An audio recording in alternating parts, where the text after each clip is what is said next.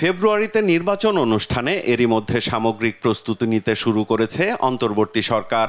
নবগঠিত রাজনৈতিক দল এনসিপি ও জামায়াতে ইসলামী জুলাই সনদ চূড়ান্ত ও বাস্তবায়ন প্রক্রিয়া নির্ধারণ, পিআর পদ্ধতিতে নির্বাচনের দাবিসহ মৌলিক সংস্কার ছাড়া নির্বাচনের বিপক্ষে অবস্থান জানান দিচ্ছে প্রতিদিন।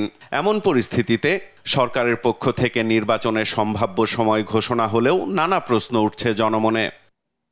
দেশের অন্যতম বৃহৎ রাজনৈতিক দল বিএনপি নেতাদের মতে নির্বাচনী মুক্তির পথ। দলীয় ক্ষুদ্র স্বার্থের ঊর্ধ্বে উঠে আমরা যেন সবাই এই গণতান্ত্রিক উত্তরণের পথে সহযোগিতা করি, যাতে একটি জাতীয় সংসদের সুষ্ঠু সুন্দর নিরপেক্ষ নির্বাচনের মধ্য দিয়ে আমরা বাংলাদেশে শক্তিশালী গণতান্ত্রিক প্রক্রিয়া প্রতিষ্ঠিত করতে পারি। এটাই জাতির মুক্তির একমাত্র পথ। রাজনীতির মাঠে নানা বক্তব্য এলেও কোনো রাজনৈতিক দল নির্বাচনের বিপক্ষে অবস্থান নেবে না বলেও মনে করেন বিএনপি নেতারা। কোনো রাজনৈতিক দল এই ঝুঁকি নেবে না যাতে জনগণ মনে করতে পারে তাদের কর্মকাণ্ড বক্তব্যের মধ্য দিয়ে তারা নির্বাচন চায় না, অথবা অনিশ্চিত পরিস্থিতি সৃষ্টি করতে চায়, অথবা নির্বাচনকে বিলম্বিত করতে চায়। এই রকম যে কোনো রকমের ধারণা যদি জনগণ পায় কোনো রাজনৈতিক দলের কর্মকাণ্ডের কারণে, তাহলে জনগণ তাদেরকে দায়ী করবে গণতন্ত্রে উত্তরণের জন্য বাধা হিসাবে।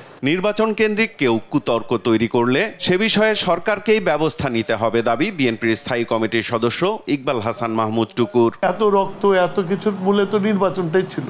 About 30% of the population of voter প্রথম ভোট দেবে, তো ন্যাচারালি মানুষের মধ্যে উৎসাহ তো আছে।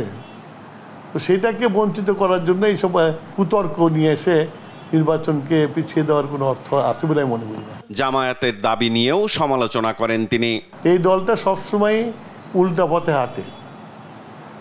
এরাই বাংলাদেশ পাকিস্তানের কনস্টিটিউশনাল পথকে কলঙ্কিত করেছিল, যার ফলে আইয়ুব খান মার্শাল দিয়েছিল। শুধু এদের ইতিহাস খুব গৌরবোজ্জ্বল ইতিহাস না তো। জামাত এটা করবে, এটাই স্বাভাবিক, এটা দেশের মানুষ জানে। এটা নিয়ে উদ্বিগ্ন হওয়ার কোনো কারণ আছে বলে মনে করি না।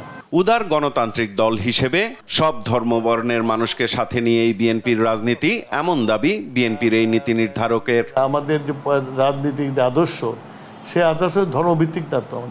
আমাদের আদর্শ ধর্ম বর্ণ সব মিলে গণতন্ত্র, সেটার আমাদের আদর্শ। সাইফুল রিপন, দেশ টিভি, ঢাকা।